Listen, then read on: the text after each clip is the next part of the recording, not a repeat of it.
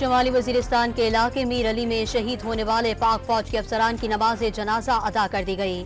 صدر Asif Ali Zardari, army chief general Asim Munir, وزیر خارجہ اور وزیر داخلہ سمیت عسکری حکام اور شہریوں کی بڑی تعداد نے شرکت کی۔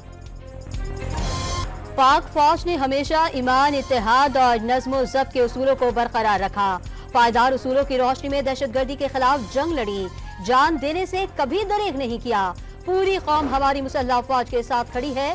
صدر آصف علی زرداری کی گفتگو۔ ایک سیاسی جماعت شہداء کے خلاف توہین آمیز مہم چلا رہی ہے، فروجی اکاؤنٹ بنا کر شہداء کی تصحیح کی جا رہی ہے، شہداء کے خلاف مہم ناقابل برداشت ہے۔ وزیر اطلاعات عطا تارڑ کی پریس کانفرنس۔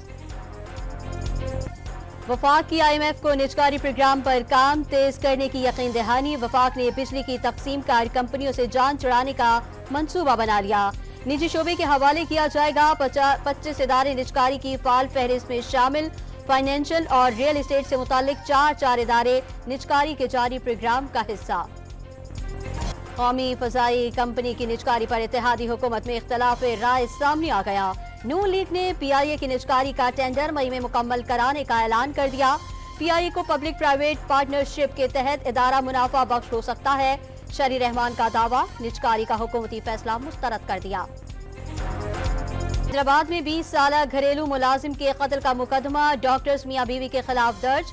مقتول نے باتھ روم میں گلے میں پھندا ڈال کر خودکشی کی، مالکان کا موقف۔ میاں بیوی نے چوری کا الزام لگا کر بھتیجے کو قتل کیا، چچا کا دعویٰ۔ اسلام آباد میں 320، پشاور میں 300 اور کراچی میں پیاز 260 روپے تک پہنچ گئی۔ لاہور میں لہسن 630 اور ادرک 550 روپے کلو میں فروخت ہونے لگی۔ پھل فروٹ مہنگے ہونے سے افطار کے دسترخوان پھیکے ہونے لگے۔ اور اسرائیلی فوج کی بمباری سے 24 گھنٹے میں 64 فلسطینی شہید ہو گئے۔ اسرائیل اور حماس کے درمیان جنگ بندی کے لیے آج سے مذاکرات شروع ہونے کے امکان۔ اسرائیلی وفد میں موساد کے سربراہ شامل ہوں گے۔